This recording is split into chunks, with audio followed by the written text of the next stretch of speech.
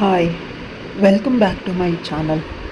ಮದುವೆಯಾದ ಮೊದಲ ರಾತ್ರಿ ನನ್ನ ಗಂಡ ಅವ್ರ ಅತ್ತಿಗೆನ ಮಂಚದ ಮೇಲೆ ಮಲಗಿಸ್ಕೊಂಡು ನನ್ನ ಜೊತೆ ಮಾಡಬೇಕಾದ ಕೆಲಸನ ಅವರ ಅತ್ತಿಗೆ ಜೊತೆ ಮಾಡ್ತಿದ್ದಾನೆ. ಅಷ್ಟೇ ಅಲ್ಲ, ಅವರಿಬ್ಬರು ಸಂಪೂರ್ಣವಾಗಿ ಒಬ್ರನ್ನೊಬ್ಬರು ಗಟ್ಟಿಯಾಗಿ ತಪ್ಕೊಳ್ತಿದ್ದಾರೆ. ನಾನು ಜೋರಾಗಿ ಕಿರಿಸ್ದೆ, ಕೈಯಲ್ಲಿದ್ದ ಹಾಲನ್ನೆಲ್ಲ ಚೆಲ್ಲಿದೆ ಭಯದಿಂದ. ಆಗ ನನ್ನ ಗಂಡ ನನ್ನ ಬಾಯಿನ ಮುಚ್ಚಿ, ನೀನು ಸೈಲೆಂಟಾಗಿರಬೇಕು, ಏನಾದರೂ ಜಾಸ್ತಿ ಬಾಲ ಬೆಚ್ಚಿದ್ರೆ ಸರಿಯಾಗಿ ಮಾಡ್ತೀನಿ ಅಂತ ನನ್ನ ಕೆನ್ನೆನ ಜೋರಾಗಿ ಕಚ್ಚಿದ. ಅಷ್ಟೇ ಅಲ್ಲ, ನನ್ನನ್ನು ರೂಮಲ್ಲಿ ಕೂರಿಸಿ ನಾವಿಬ್ಬರು ಮಾಡೋ ರೊಮ್ಯಾನ್ಸ್ನ ನೀನು ನೋಡಬೇಕು, ಇದೇ ನಿನಗೆ ಪನಿಷ್ಮೆಂಟ್ ಅಂತ ಹೇಳಿದ್ರು. ನಂತರ ನನ್ನ ಪ್ರಪಂಚನೇ ಕುಸಿದು ಹೋಯಿತು. ಇದನ್ನೆಲ್ಲ ನೋಡೋದಕ್ಕೆ ಸಾಧ್ಯನೇ ಆಗ್ತಿಲ್ಲ. ಆಮೇಲೆ ಏನಾಯಿತು ನೀವು ತಿಳ್ಕೊಬೇಕು ಅಂದರೆ ಈ ಕಥೆನ ಪೂರ್ತಿಯಾಗಿ ಕೇಳಿಸ್ಕೊಳ್ಬೇಕು. ನನ್ನ ಅಪ್ಪ ಅಮ್ಮ ನಾನು ನೋಡೋದಕ್ಕೆ ಸಾಧಾರಣ ಕೆಂಪಗಿದ್ದೀನಿ ಅಂತ ಸುಧಾರಾಣಿ ಅನ್ನೋ ಹೆಸರನ್ನು ಇಟ್ಟರು. ಆದರೆ ಎಲ್ಲರೂ ಆ ಹೆಸರು ದೊಡ್ಡದಾಯಿತು ಅಂತ ಸುಧಾ ಅಥವಾ ರಾಣಿ, ನಿರಾಣಿ ಅಂತ ಕರೀತಾರೆ. ನಾನು ತುಂಬ ಅದೃಷ್ಟವಂತೆ, ಈ ರೀತಿ ಹೆಸರನ್ನು ಪಡೆದಿದ್ದೀನಿ, ಸುಧಾರಾಣಿ. ಆ ಹೆಸರೇ ಏನು ಚಂದ ಅಲ್ಲ? ಆ ಹೆಸರಿನ ಹುಡುಗಿರು ಚಂದ, ನೋಡೋದಕ್ಕೆ ಅಷ್ಟೇ ಸುಂದರವಾಗಿರ್ತಾರೆ. ನನ್ನ ಮಗಳನ್ನು ಹೀರೋಯಿನ್ ಮಾಡ್ತೀನಿ ಅಂತ ಅಮ್ಮ ತುಂಬ ಕಷ್ಟಪಟ್ಟರು. ಆದರೆ ಅಪ್ಪ, ನಾವು ತುಂಬ ಮಾನ ಮರ್ಯಾದೆಯಿಂದ ಬದುಕಿರೋರು, ಯಾವುದೇ ಬೇರೆ ಹುಡುಗರ ಕೈಯಲ್ಲಿ ಮುಟ್ಟಿಸ್ಕೊಳ್ಳೋರಲ್ಲ, ಅವ್ರ ಜೊತೆಗೆ ಮಲಗೋದನ್ನು ನಾನು ಒಪ್ಪೋದಿಲ್ಲ ಅಂದಾಗ ಅಮ್ಮ ಸುಮ್ಮನೆ ಆದಳು. ನನಗೊಬ್ಳು ತಂಗಿ ಇದ್ದಾಳೆ, ಅವಳು ಕೂಡ ಚಿಕ್ಕವಳು. ಕೇವಲ ನನಗೆ 16 ವರ್ಷ ವಯಸ್ಸು ಅಷ್ಟೇ, ಅವಳಿಗೆ 11 ವರ್ಷ ವಯಸ್ಸು. ಇಬ್ಬರೂ ಇನ್ನೂ ಆಟ ಆಡ್ತೀವಿ. ಅಮ್ಮ ನಮ್ಮಿಬ್ಬರ ಕೈಯಲ್ಲಿ ಏನೋ ಕೆಲಸನೂ ಮಾಡಿಸೋದಿಲ್ಲ, ಮಕ್ಕಳು ಅಂತ. ಆದರೆ ಊರಿನ ಜನ ಬೈತಾರೆ, ಎಷ್ಟು ಮೋಸ, ವಯಸ್ಸಿಗೆ ಬಂದಿರೋ ಹುಡುಗಿರನ್ನ ಈ ರೀತಿ ಮನೇಲಿ ಇಟ್ಕೊಂಡಿದ್ದೀರಲ್ಲ, ಮದುವೆ ಮಾಡಿ ಕಳಿಸಿ, ಇಲ್ಲ ಅಂದರೆ ನಿಮ್ಮ ಮರ್ಯಾದೆನ ಇವ್ರು ಚೆನ್ನಾಗಿ ತೆಗಿತಾರೆ ಅಂತ ಜನ ಹೆದರಿಸ್ತಿದ್ರು. ಅದೇ ರೀತಿ ಆಗೋಯ್ತು. ಅಪ್ಪ ನನಗೆ ಇನ್ನೂ ಮದುವೆ ಬೇಡ ಅಂತ ಹೇಳ್ತಿದ್ರೆ, ಆದರೆ ಊರಲ್ಲಿ ಅಜ್ಜಿ ಅನಾರೋಗ್ಯದಿಂದ ಮಲಗಿದಾಳೆ, ನನ್ನ ಮುದ್ದಿನ ಮಗಳು ಸುಧಾ, ಅವಳ ಮದುವೆನ ನೋಡಿ ನಾನು ಸಾಯಬೇಕು ಅಂತ. ಈಗ ಅಪ್ಪನಿಗೆ ಪಜಿತಿ, ಇಷ್ಟು ಬೇಗ ಗಂಡನ ಹೇಗೆ ಹುಡ್ಕೋದು? ನನ್ನ ಮಗಳು ಇನ್ನೂ ಕಾಲೇಜು, ಅವಳನ್ನು ಈಗಲೇ ಮದುವೆ ಆಗು ಅಂತ ಹೇಗೆ ಹೇಳಿ? ಅವಳಿಗೆ ತಲೆ ತುಂಬ ಕನಸುಗಳು, ಅವಳ ತಂಗಿ ಕನಸು, ಅವಳ ಅಮ್ಮನ ಕನಸು, ಎಲ್ಲರ ಕನಸುಗಳನ್ನು ಇವಳೇ ಈಡೇರಿಸ್ಬೇಕು. ನಮ್ಮ ಮಕ್ಕಳು ನಮ್ಮ ಮನೆಯಲ್ಲಿದ್ದರೂ ಕೂಡ ಜನರು ಬಿಡೋದಿಲ್ಲ. ಅಜ್ಜಿ ತಲೆಯಲ್ಲಿ ಎಲ್ಲರೂ ಈ ವಿಷಯನ ತುಂಬಿಸ್ಬಿಟ್ಟಿದ್ದಾರೆ. ಈಗ ಮದುವೆ ಮಾಡಲೇಬೇಕು, ಇಲ್ಲ ಅಂತಂದರೆ ಅಮ್ಮ ಸತ್ತ ಮೇಲೆ ಅಪ್ಪ ಆಸ್ತಿ ಕೊಡೋದಿಲ್ಲ. ನಿಮ್ಮ ಅಮ್ಮನ ಕೊನೆಯ ಆಸೆನ ಈಡೇರಿಸಿಲ್ಲ, ಎಲ್ಲ ನಿನ್ನ ತಮ್ಮನಿಗೆ ಕೊಡ್ತೀನಿ ಅಂತ ಹೇಳಿದ್ರು ಕೂಡ ಆಶ್ಚರ್ಯ ಇಲ್ಲ. ಇದಕ್ಕೆ ಭಯದಿಂದ ನನ್ನಪ್ಪ ನನ್ನ ಮದುವೆನ ಬೇಗ ಮಾಡಿ ಹುಡುಗನನ್ನು ಹುಡುಕ್ತಿದ್ದಾರೆ. ವಯಸ್ಸಲ್ಲಿ ನನಗಿಂತ ದೊಡ್ಡೋರು ಇರೋ ಹುಡುಗನ ಜೊತೆ ಅಪ್ಪ ಮದುವೆ ಮಾಡೋದಕ್ಕೆ ರೆಡಿ ಮಾಡಿದರು. ಅವರು ಶ್ರೀಮಂತರು, ಮದುವೆ ಖರ್ಚನ್ನು ಅವರೇ ಹಾಕ್ಕೊಳ್ತಾರೆ. ನನ್ನ ಕೈಯಲ್ಲಿ ಸಾಧ್ಯ ಇಲ್ಲ ನಿನ್ನ ಮದುವೆನ ಮಾಡೋದಕ್ಕೆ ಅಂತ ಅಪ್ಪ ಹುಡುಗನ ಕಡೆಯವ್ರಿಗೆ ಮದುವೆನ ಒಪ್ಪಿಸ್ಬಿಟ್ಟಿದ್ರು. ನನಗಾಗಲಿ, ಮನೆಯಲ್ಲಿ ಯಾರಿಗಾದರೂ ಆಗಲಿ, ಊರಲ್ಲಿ ಕೂಡ ಯಾರಿಗೂ ಇಷ್ಟ ಇಲ್ಲ. ಗಿಣಿ ಥರ ಇರೋ ಮಗುನ ತಗೊಂಡೋಗಿ ಆ ಮುದುಕನ ಕೊಡ್ತಿದ್ದಾನೆ ದುಡ್ಡಿನ ಆಸೆಗಾಗಿ. ಪುಟ್ಟ ಮಗುನ ಆ ವಯಸ್ಸಾದ ಮನುಷ್ಯನಿಗೆ ಕೊಟ್ಟು ಮದುವೆ ಮಾಡ್ತಿದ್ದಾರೆ. ನಿಜವಾಗ್ಲೂ ಮನುಷ್ಯರಲ್ಲ, ಪಾಪಿಗಳು ಏನೋ ಅಂತ ಬೈತಿದ್ದಾರೆ. ಅಪ್ಪ ವಂಶದವರೆಲ್ಲ ಒಂದು ರೀತಿ ದುಡ್ಡು ಸಿಗುತ್ತೆ ಅಂದರೆ ಗಲೀಜನ ಬೇಕಾದರೂ ತಿಂದ್ಬಿಡ್ತಾರೆ. ಎಂಗೇಜ್ಮೆಂಟೇ ಆಗೋಯ್ತು. ಆ ವಯಸ್ಸಾದ ಮುದುಕನ ಜೊತೆ ಎದೆ ಹೊಡೆದುಕೊಳ್ತಾ ಇದೆ. ನಂಗೆ ಭಯ ಆಗ್ತಾ ಇದೆ, ಅವನ ಜೊತೆ ಹೋಗಿ ಬದುಕನ್ನು ಹೇಗೆ ಕಟ್ಕೊಂಡು ಬದುಕಲಿ ಅಂತ. ಎಂಗೇಜ್ಮೆಂಟ್ ಆದ ದಿನದಿಂದ ನನಗೆ ತುಂಬ ಜ್ವರ. ಕಂಡ ದೇವರಲ್ಲಿ ಪ್ರಾರ್ಥನೆ ಮಾಡ್ತಾ ಇದ್ದೀನಿ, ಈ ಮದುವೆ ಹೇಗಾದರೂ ನಿಂತು ಹೋಗಲಿ ಅಂತ ಕಣ್ಣೀರು ಹರಿತಾ ಇದೆ. ಆಗ ಸಡನ್ನಾಗಿ ಅಪ್ಪಂಗೆ ಒಂದು ಕಾಲ್ ಬಂತು. ಹುಡುಗ ಮದುವೆಗೆ ತಯಾರಿಲ್ಲ, ನಿಮ್ಮ ಮಗಳನ್ನು ಎಂಗೇಜ್ಮೆಂಟ್ ಮಾಡಿಕೊಂಡು ಬಂದ ಮೇಲೆ ಇಲ್ಲಿ ತುಂಬ ಅಪಶಕನಗಳು ನಡೀತಾ ಇದೆ ಅಂತ ಹೇಳಿದ್ರು. ಆಗ ನಿಂತ ನೆಲವೇ ಕುಸಿದಂತೆ ಆಯಿತು ಅಪ್ಪಂಗೆ. ನಾವೇ ಎಲ್ಲ ಕುಣಿಬೇಕು ಅನ್ನೋ ಅಷ್ಟು ಖುಷಿಯಾಗಿತ್ತು. ಅಪ್ಪ ಅವ್ರ ಮನೆಗೆ ಹೋಗಿ ಮಾತಾಡ್ಕೊಂಡು ಬಂದರೂ ಕೂಡ ಆ ಮನುಷ್ಯನಿಗೆ ಹೊಂದಾಣಿಕೆ ಆಗುವಷ್ಟು ವಯಸ್ಸಿನ ಹುಡುಗಿ ಸಿಕ್ಕಿದ್ದಾಳೆ. ಅದಕ್ಕೆ ಅವಳ ಜೊತೆ ಮದುವೆ ಆಗಬೇಕು. ಮದುವೆ ಆಗೋದಿಲ್ಲ ಅಂತ ಹೇಳಿದರೆ ನೀವು ತರಾಟೆಗೆ ತಗೊಳ್ತೀರಾ. ಅದಕ್ಕೆ ನಿಮ್ಮ ಮಗುವಿನ ಮೇಲೆ ನಿಷ್ಠೂರನ ಹಾಕಿ ಅವ್ರು ಆರಾಮಾಗಿ ಮದುವೆ ಮಾಡ್ಕೊಂಡಿರ್ತಾರೆ. ನೀವು ಕೂಡ ನಿಮ್ಮ ಮಗುಗೆ ಬೇರೆ ಕಡೆ ಹುಡುಗನ್ನ ಹುಡುಕಿ, ನಿಮ್ಮ ಮಗಳು ಸುಂದರವಾಗಿದ್ದಾಳೆ, ತುಂಬ ಚಿಕ್ಕವಳು, ಇನ್ನೂ ವಯಸ್ಸಿದೆ, ಓದಲಿ ಬಿಡಿ ಅಂತ ಹೇಳಿದ್ರು. ಆಗ ಅಪ್ಪನಿಗೆ ಬಿಟ್ಟಿಯಾಗಿ ಮಗಳು ಮನೆಯಿಂದ ಹೊರಟೋಗ್ತಿದ್ಲು. ಈ ಮನುಷ್ಯನಿಗೆ ಮದುವೆ ಮಾಡಿದಿದ್ರೆ ಇನ್ನು ಯಾವ್ಯಾವ ಹುಡುಗರು ಬರ್ತಾರೋ ಅಂತ ಯೋಚನೆ ಆಯಿತು. ಅಷ್ಟರಲ್ಲಿ ನಮ್ಮೂರಿನ ಪಟೇಲರು ಬಂದು, ನಿಮ್ಮಿಂದ ಒಂದು ಸಹಾಯ ಆಗಬೇಕು, ನೀನಿಲ್ಲ ಅಂತ ಹೇಳಬಾರ್ದು ಅಂತ ಅಪ್ಪನ ಕೈನ ಹಿಡ್ಕೊಂಡು ಮಧ್ಯರಾತ್ರಿ ಬಂದು ನಮ್ಮ ಮನೆಯಲ್ಲಿ ಅಂಗಲಾಚಿ ಕೇಳ್ಕೊತಿದ್ದಾರೆ. ನಮಗೆಲ್ಲ ಆಶ್ಚರ್ಯ, ಏನು ಹೇಳಬಹುದು ಅಂತ. ಅವ್ರು ನನ್ನನ್ನು ಕೇಳ್ತಿದ್ದಾರೆ, ನೀನು ನಿನ್ನ ಮಗಳನ್ನು ನನ್ನ ಮಗನಿಗೆ ಮದುವೆ ಮಾಡಿಕೊಡು ಅಂತ. ಆಗಪ್ಪ ಬೆಳಗ್ಗೆ ಮಾತಾಡ್ಬೋದಿತ್ತೇನೋ, ಅಂದರೆ ಬೆಳಗ್ಗೆ ಮುಹೂರ್ತ ಚೆನ್ನಾಗಿಲ್ವಂತೆ, ಇವತ್ತೇ ಮಾತಾಡೋಣ, ಮುಹೂರ್ತ ಮುಗಿಸ್ಕೊಂಡು ಬಿಡೋಣ ಅಂತ ಹೇಳಿದಾಗ ಮನೆಯಲ್ಲಿ ಎಲ್ಲರೂ ಖುಷಿಯಾಗೆ ಒಪ್ಕೊಂಡ್ರು. ಅವ್ರ ಮಗ ಪೇಟೆನಲ್ಲಿ ಕೆಲಸ ಮಾಡ್ತಾ ಇದ್ದಾನೆ, ನೋಡೋದಕ್ಕೆ ತುಂಬ ಸುಂದರವಾಗಿದ್ದಾನೆ. ಇವರು ಊರಲ್ಲಿ ಪಟೇಲರಾಗಿರೋದ್ರಿಂದ ತುಂಬ ಕಡೆ ಆಸ್ತಿ ಇದೆ, ಆಸ್ತಿ ಪಾಸ್ತಿ ಎಲ್ಲನೂ ಇದೆ. ಇಷ್ಟೊಂದು ಒಳ್ಳೆಯ ಸಂಬಂಧ ಹುಡುಕೊಳ್ಳೋದ್ರೂ ಕೂಡ ಸಿಗೋದಿಲ್ಲ ಅಂತ ಮನೆಯಲ್ಲಿ ಎಲ್ಲರೂ ಒಪ್ಕೊಂಡು ಉಪ್ಪಿನಲ್ವೇನ ಕೊಟ್ಟುಬಿಟ್ರು. ನನಗೆ ಹುಡುಗನನ್ನು ನೋಡೋ ಕಾತ್ರ ಅಮ್ಮನನ್ನು ಇಂಡೈರೆಕ್ಟಾಗಿ ಕೇಳಿದೆ. ಹುಡುಗನ ಫೋಟೋನ ಅಮ್ಮ ಮುಖನ ಕಪ್ಪಗೆ ಮಾಡಿಕೊಂಡ್ಳು. ಜಾಸ್ತಿ ಆಯಿತು ನಿಂದು, ಸಿಕ್ಕಿದ್ದನ್ನು ಅನುಭವಿಸು ಅಷ್ಟೇ. ಹುಡುಗನ ನೋಡಿದ್ದು ನಾನು ಮದುವೆ ಮಂಟಪದಲ್ಲಿ. ಮದುವೆನ ಬಹಳ ಬೇಗ ಮಾಡಿದ್ರು, ತುಂಬ ದಿನ ಕಾಯಿಸಲಿಲ್ಲ. ನಂಗೆ ಹೆಚ್ಚು ಕಡಿಮೆ ಅಂತ ಅನ್ನಿಸ್ತಿದೆ. ಊರಿನ ಅಪ್ಪ ತುಂಬ ಧಾಮ್ ಧೂಮಾಗಿ ತಮ್ಮಿರೋ ಒಬ್ಬನೇ ಮಗನ ಮದುವೆನ ಮಾಡ್ತಿದ್ದಾರೆ. ಅಂದರೆ ಒಂದು ಸಣ್ಣ ಚೌಟ್ರಿನಲ್ಲಿ ಕಡಿಮೆ ಜನಗಳನ್ನು ಕರೆದು ಮದುವೆ ಮಾಡ್ತಿದ್ದಾರೆ.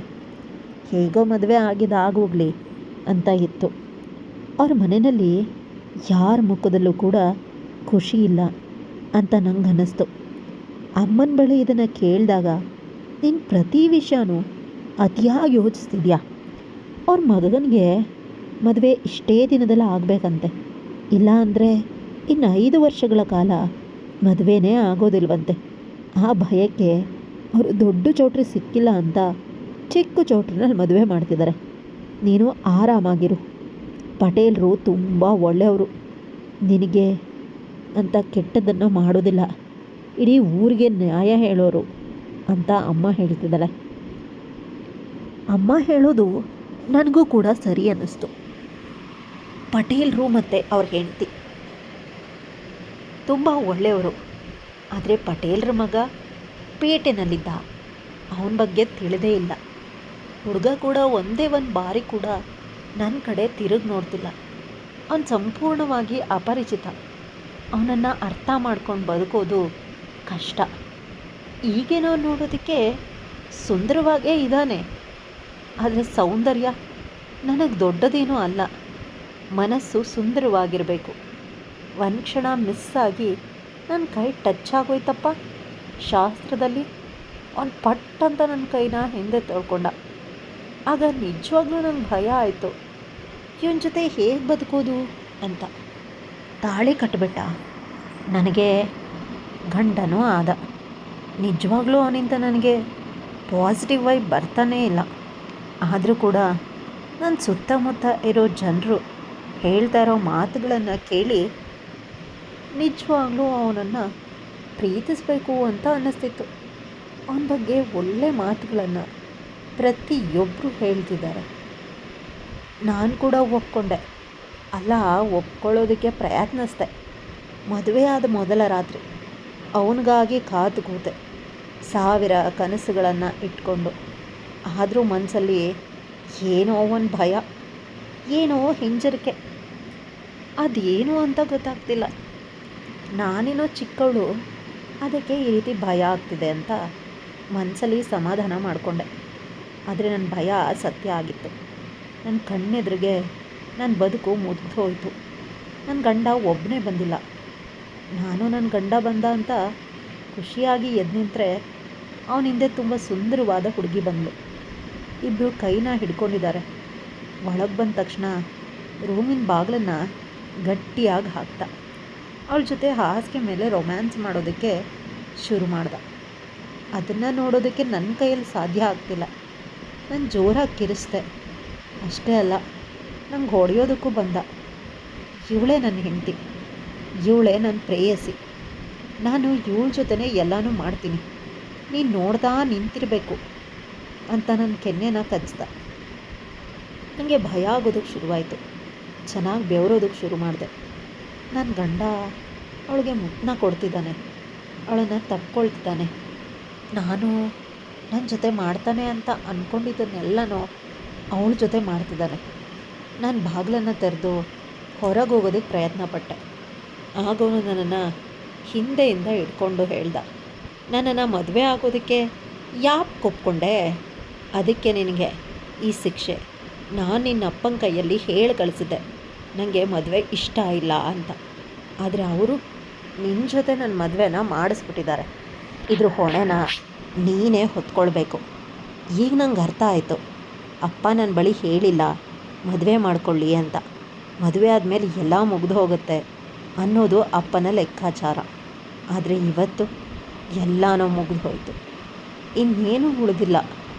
ಅಪ್ಪನ ಮನೆಯ ಲೆಕ್ಕಾಚಾರ ಮುಗಿದು ಹೋಯಿತು. ಅಪ್ಪನ ಮನೆಯಲ್ಲಿ ಲೆಕ್ಕಾಚಾರ ಮತ್ತು ಗಂಡನ ಮನೆ ಲೆಕ್ಕಾಚಾರ ಎರಡೂ ಮುಗಿದು ಹೋಯಿತು. ನಾನು ನನ್ನ ಕಾಲನ್ನು ಎತ್ತಿ ಅವನ ತೊಡೆ ಮೇಲೆ ಜೋರಾಗಿ ಹೊಡೆದೆ. ನಂತರ ಅವನು ನನ್ನನ್ನು ಹಿಡ್ಕೊಳ್ಳೋದಕ್ಕೆ ಪ್ರಯತ್ನಿಸ್ದ. ಆಗಲಿಲ್ಲ. ನನ್ನ ಬಾಗಿಲನ್ನು ತೆಗೆದು ಹೊರಗಡೆ ಓಡಿ ಹೋಗೋದಕ್ಕೆ ಪ್ರಯತ್ನಿಸ್ದೆ. ಆ ಪ್ರಯತ್ನದಲ್ಲಿ ನಾನು ಗೆದ್ದೆ. ನಾನು ಓಡಿದೆ, ತುಂಬ ಓಡಿದೆ. ಒಂದು ಟ್ರೈನ್ ಸಿಕ್ತು. ಅದು ಯಾವ ಊರು ಏನು ಒಂದು ಗೊತ್ತಿಲ್ಲ. ಸ್ಟಾಪ್ ಆಗಿದೆ ಅಂತ ತಿಳಿದು ರೈಲಿಗೆ ಹತ್ತಿದೆ. ಟಿಕೆಟಿಗೆ ಬಂದಾಗ ನಾನು ಜೋರಾಗಿ ಅಳ್ತಿದ್ದೆ. ನಿಧಾನವಾಗಿ ಅಲ್ಲಿದ್ದವರು ನನಗೆ ಕುಡಿಯೋದಕ್ಕೆ ನೀರು ಕೊಟ್ಟರು. ನೀರನ್ನ ಕುಡಿದ ಮೇಲೆ ನನ್ನ ಕಥೆನ ಕೇಳಿ ಅವ್ರುಗಳೇ ಕಾಸನ್ನು ಕೊಟ್ಟು ಟಿಕೆಟ್ನೂ ಕೂಡ ಕೊಟ್ಟರು. ಎಲ್ಲಿ ಇಳಿಬೇಕು ಅಂತ ತಿಳಿದಿಲ್ಲ. ಆಗಲ್ಲ ಒಬ್ಬ ಟೀಚರ್ ಇದ್ದರು. ಅವ್ರು ತಮಗೆ ಗೊತ್ತಿರೋ ಹಾಸ್ಟೆಲ್ನಲ್ಲಿ ನನ್ನನ್ನು ಸೇರಿಸಿದ್ರು. ಹಾಸ್ಟೆಲ್ ಮೊದಲು ನಂಗೆ ಅಡ್ಜಸ್ಟ್ ಆಗಿಲ್ಲ, ನಿಧಾನವಾಗಿ ಅಡ್ಜಸ್ಟ್ ಆದೆ. ಯಾಕಂದರೆ ನನ್ನ ಬಳಿ ಇರಲಿಲ್ಲ. ನಿನ್ನೆ ನಾನು ಬದುಕಬೇಕಾಗಿತ್ತು. ನನಗೆ ತುಂಬ ದುಃಖ ಆಗ್ತಿತ್ತು. ದಿನಗಳು ಕಳೆದಂತೆ ನಾನು ನನ್ನ ಅಪ್ಪ ಅಮ್ಮನನ್ನು ಮದುವೆ ಈ ವಿಷಯನೆಲ್ಲ ಸಂಪೂರ್ಣವಾಗಿ ಮರೆತುಬಿಟ್ಟೆ. ಈಗ ನಾನು ಒಂದು ಗೌರ್ಮೆಂಟ್ ಹಾಸ್ಪಿಟಲಲ್ಲಿ ಸ್ಟಾಫ್ ನರ್ಸ್ ಆಗಿದ್ದೀನಿ. ಅಲ್ಲಿ ನನಗೊಂದು ಒಳ್ಳೆ ಪೋಸ್ಟ್ ಇದೆ. ವಯಸ್ಸು 28 ಆದರೂ ಮದುವೆ ಆಗಿಲ್ಲ. ಹಳೆಯ ಮದುವೆ ನನ್ನಲ್ಲಿ ಗಾಯಗಳನ್ನು ಮಾಡಿಬಿಟ್ಟಿದೆ. ಇವತ್ತು ರಾತ್ರಿಗೆ ನನ್ನ ಚಿಕ್ಕಪ್ಪ ಅಡ್ಮಿಟ್ ಆಗಿದ್ದರು. ಅವರನ್ನು ನೋಡೋದಕ್ಕೆ ನನ್ನ ಅಪ್ಪ ಅಮ್ಮ ಬಂದರು. ಎಲ್ಲರೂ ಸಿಕ್ಕರು. ತುಂಬ ಸಮಯ ಅವರು ನನ್ನನ್ನು ಗುರ್ತೇ ಹಿಡಿದಿಲ್ಲ. ಆದರೆ ನನಗೆ ಅವ್ರು ಯಾರು ಅಂತ ತಿಳಿಯಿತು. ನಾನು ಅಮ್ಮನ್ನ ನೋಡಿ ಗಟ್ಟಿಯಾಗಿ ತಪ್ಕೊಂಡು ಅಳೋದಕ್ಕೆ ಶುರು ಮಾಡಿದೆ. ಅಮ್ಮ ಹೇಳ್ತಾಳೆ, ನೀನು ನನ್ನ ಮುದ್ದಿನ ಮಗಳು, ನೀನಿಲ್ಲದೆ ನಾನು ಬದುಕೋದಕ್ಕೆ ಸಾಧ್ಯನೇ ಇಲ್ಲ. ನೀನು ಯಾಕೆ ನನ್ನನ್ನು ಬಿಟ್ಟು ಬಂದೆ? ನಾನು ನಿನ್ನ ಜೊತೆನೇ ಬರ್ತಿದ್ದೆ ಅಂತ ಅಮ್ಮ ಅಳೋದಕ್ಕೆ ಶುರು ಮಾಡಿದ್ಲು. ಆಗ ಅಮ್ಮಂಗೆ ಅಲ್ಲಿ ನಡೆದ ವಿಷಯನ ಎಲ್ಲನೂ ತಿಳಿಸ್ದೆ.